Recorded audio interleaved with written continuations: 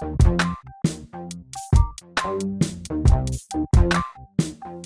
here with the Digital Digest, and today I wanted to share my full review, the digitally digested segment, for the Sony 50mm f1.2 G Master lens. Now this is a brand new offering from Sony, $2,000 or a hair under that, $19.98, like it makes any difference. And this is Sony's fastest and possibly sharpest piece of glass they have ever made. Now this came to me on loan, of course, it's going back to the manufacturer, along with the A1. And for anyone that's getting freaked out because the sensor is exposed, I'll do this right now. You should feel better about that. But of course, that's always easily rectified with one of these guys. But back to this lens. Is it a winner at $2,000? The answer is yes. I can easily say that this is about as perfect a 50mm lens that has ever been made. Now, is it something that I personally plan on purchasing? Not necessarily, because for what I like to shoot, I don't see myself using it as much as someone who is doing portraiture. I feel like this is perfect for in the studio and outside. If you're looking for something that really is excellent at separating subject from background, handling focus quickly and efficiently, it does. A little bit of focus breathing, but that's not unusual. What is unusual is that this is the lightest lens of its kind. I mean, if you look at every other competing manufacturer, no one gets this sort of performance, at least to my knowledge, in even close to the same form factor. I mean, this is a little over 1.5 pounds, whereas all of the other competing full frame lenses, again 50mm with roughly the same aperture, if not the same, are all coming in heavier. And part of that is because, of course, the E-mount is a fairly small mount. That's nothing new. That's incredibly old news. But what Sony has done here is pretty amazing. I mean, shooting in just about every condition, I have gotten fantastic stills, very good video. The breathing is an issue depending on what you plan on doing with it. So I would say on the video side, that's going to be more of an issue.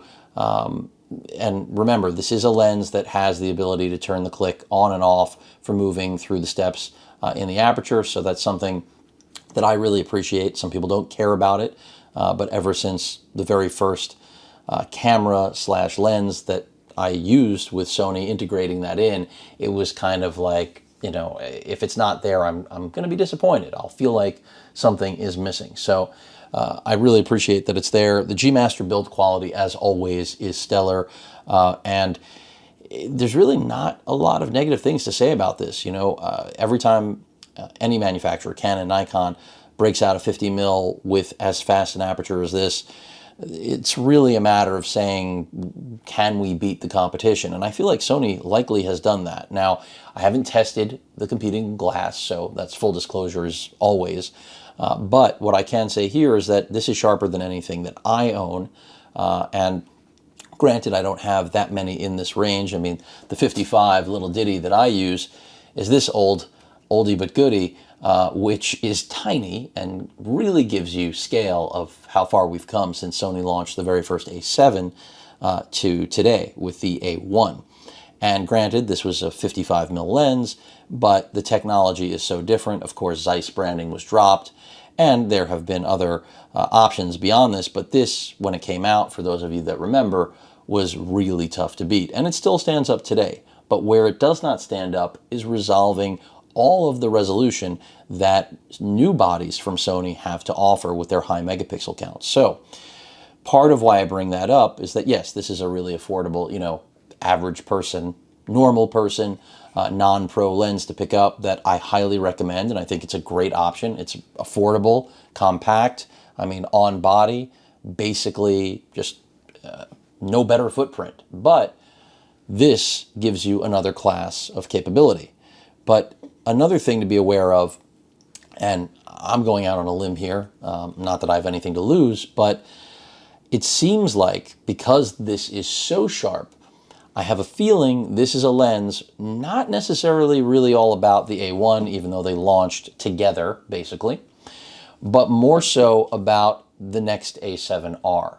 Because when we see glass like this, which I anticipate can handle, not higher, handle more megapixels than clearly what the A1 is capable of at 50, or even more than my A7R, which is 61, it leads me to believe we're probably going to see a new body from Sony, again, probably the A7R5, or yet another class of camera if Sony's really going to, throw things out there. I don't know if they're going to somehow come out with an A1R.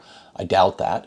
But I just have a feeling that this is leading to a higher megapixel count than what we're accustomed to right now, with the A7R4 being, of course, the highest megapixel count on any Sony full-frame camera. So I could be wrong. I may be right. But generally, the lens map, the roadmap, gives you guidance for where bodies are going. Sometimes they come out before, sometimes they come out after. Generally speaking, it's before, and for good reason. It's not like this isn't going to work incredibly well on the A7R4, 3, or even my good old A7R2, and it works incredibly well with the A1. Fit and finish on this, it's a big carry. There's no question about it. But comparing it to Canon or Nikon, as I said already, this is giving you performance that is as good, if not better, based on everything that I've read and what I've experienced on my own with the 50mm GM here, that you just can't achieve, especially at its weight. Remember, this is a little over 1.5 pounds.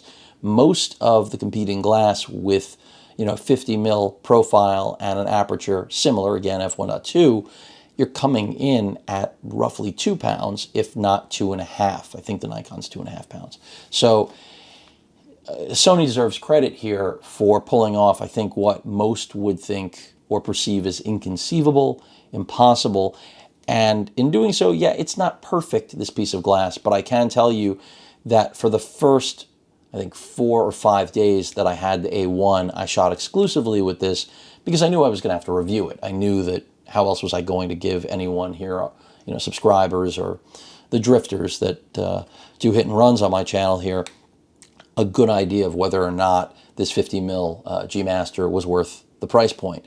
And I have to say, it is. Now, again, I stated at the top of the video, for me personally, this is not a lens I'm running out and buying because it's not what I shoot. And I already have glass that satisfies my needs when it comes to portrait photography. And if I ever do cross the bridge where I feel like I have to have something that is this fast, is this sharp, it's going to likely be because I have another body, not the ones I have right now. Because I have a sneaking suspicion that this is a sign of what is to come, again, for Sony's next A7R flagship. I mean, the A1 is an amazing pairing with this. The A7R4 also works incredibly well. Both have competent autofocus. Of course, the autofocus here is superior, but this lens still can't fully leverage the autofocus system packed into the A1. It's really good. I don't want anyone to misinterpret that, but it's just one of those things where I mentioned breathing because it happens, and that's not unusual. In fact, it's really common, and for some people, it will make them nuts. For me, it's, I think, very much a necessary evil in the world of digital imaging. But again, the stills, the separation, the ability to leverage dynamic range with this piece of glass, and it be so fast and yet still so sharp, Sony has hit a home run with this lens. So I'm saying that as someone who isn't sold on spending $2,000 on a 50mm lens, but God knows there are so many of you that are looking for the perfect nifty 50 that even if this one's a little bit expensive, this is going to fit the bill. So if you're looking for something that optically is as good as it gets, again, sharper and really able to resolve, I think, more resolution than what Sony even has for sale today in 2021. So that's some nice future proofing. The f1.2 50GM is where it's at. I don't think you can go wrong with this. You know what you're getting yourself into with the $2,000 50mm lens, And it was just a matter of time before Sony launched something that again proved that they can compete with everybody else and do it with an even smaller form factor, but very similar, if not, more in terms of price point, but not necessarily. I mean, I don't think $2,000 is a ransom at all for this lens. But again, for me personally, I don't see, there are other pieces of glass I would pick up for $2,000 over this, but that's because I'm not looking to replace my little old 55 f1.8. Now, if I was planning on doing a lot of work professionally at 50 millimeters, this would absolutely be my go-to option. I mean, handling is good. It's weather sealed, just like the A1 itself. Locking onto subjects generally is seamless. The breathing is there, but again, I don't know where you'll find that breathing doesn't exist. And it performs really well. And again, the fact that you have the ability to turn the click actuation on and off is critical if you do plan on doing any sort of video work with it, which it is excellent for video as well. So highly recommend this lens. Again, if you've been waiting for Sony's best 50 millimeter, fastest, sharpest, and somehow the lightest of any 50 mil prime on Earth to arrive, well, it's here, folks. So easy to recommend. It is expensive, but I think if this is what you're after, then the price is easy to swallow as well. And it, as I stated, is a gem with the A1. Obviously a little bit better, I actually think, with the A7R4 because, you just have more resolution. And as I've stated, this is definitely capable of resolving more. So A7R5, I guess, is coming sooner than later, is what it seems like to me. Sony's doing really well with their DI business, and no reason to not keep cranking out gems as often as they can. It's like printing money. This is no exception. I mean, this pairing, there's a reason it was sent together. It's because it's phenomenal. But I actually, as I've stated, I think that this lens leverages my good old A7R4 even more. I'm rhyming. I don't intend to, but it happens sometimes. So moral of the story is this is as close to perfect as a 50 mil can get, and it's the lightest, and its pricing is definitely palatable.